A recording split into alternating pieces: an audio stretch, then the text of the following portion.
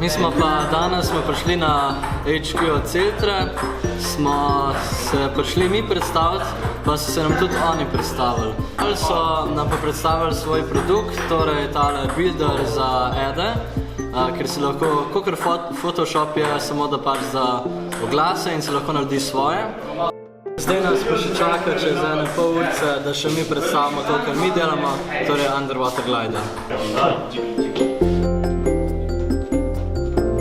V sklopu Zavoda 404 pa s sponzorstvom Celtre izdelujemo eno podmornico in sicer ta podmornica je malo posebna zaradi tega, ker nima dejansko aktivnega pogona. Se bo prek telefona povezal na Raspberry Pi z SSH-jem, poznate to programerji,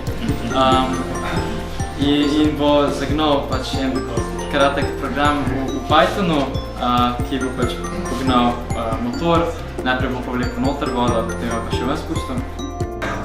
Torej, zdaj se brizge počasi polnijo, zelo počasi.